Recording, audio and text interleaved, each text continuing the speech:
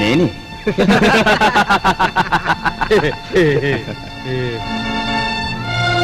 ఆయన చావు బతుకుల్లో ఉన్నారు.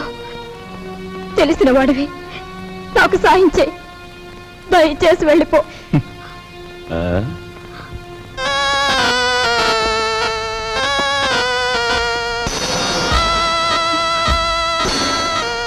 Sorry dear, sorry. నాది ఎన్నాళ్ళ కోరికో. గురుదక్షిణ.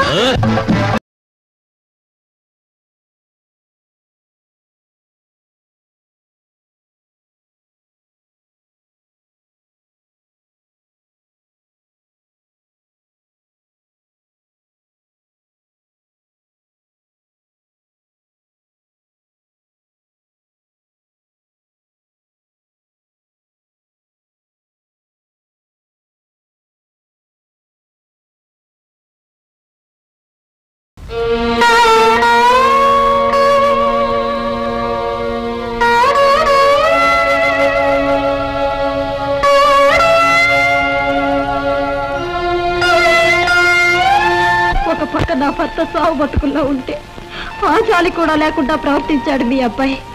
మీ ఇంటి పరువు ఇలా మంట కలిసిపోతుంటే మీరెందుకు ఊరుకుంటున్నారో నాకు అర్థం కావటం లేదు. మీకు ఆడపిల్లలున్నారు.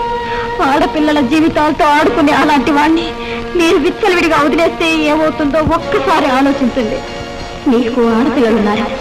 ఆడపిల్లల జీవితాలతో ఆడుకునే అలాంటి వాణ్ణి మీరు విచ్చలవిడిగా వదిలేస్తే ఏమవుతుందో ఒక్కసారి ఆలోచించండి.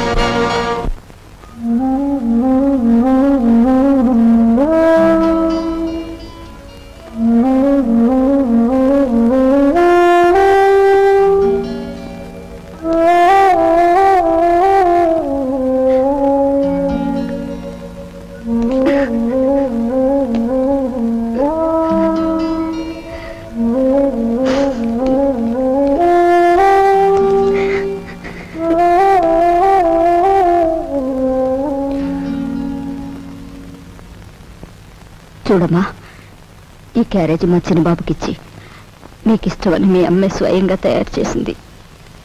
ఒక్కటి కూడా వదలకుండా తినమని చెప్పి. తమ్ముడు క్యారేజ్ నేను తీసుకెళ్తాను, నువ్వు పద. ఏమ్మా, ఇన్ని వండి తమ్ముడికే పంపిస్తున్నావు, మేము తినకూడదా?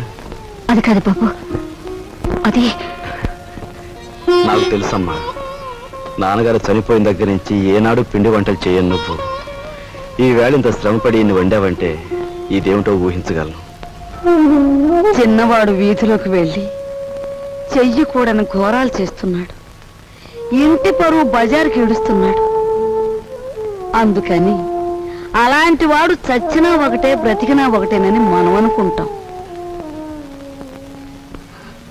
తల్లి కదూ, చంపేయడానికే నిర్ణయించుకున్నాం. చూడు తల్లి, వాడు దుర్మార్గుడే కావచ్చు, కానీ వాణ్ణి కనిపించింది మనమమ్మా. చూడు, వాడు ఇవాళ ఇలా తయారయ్యాడంటే దానికి కారణం మన పెంపకం కదూ. అందుకని ముందుగా ఆ విషయం మనం తిని తర్వాత వాడికి పెడదాం. ఏమ్మా? పరువే తన ప్రాణంగా భావించిన మీ అబ్బాయి లాంటి ఉత్తముడికి భారీగా బ్రతికి నేను పరమనీచుడిగా తయారైన మీ మనవుడు చేసే ఘోరాలు భరించలేక వాడిని చంపి నేను చావాలనుకున్నాను. మన ఇంటి సమస్య మన చావులతో పరిష్కారం కాదు. తమ్ముడిని మార్చడానికి నేను ఉపాయం ఆలోచించాను. ఏమిట్రా అది? చెప్తాను.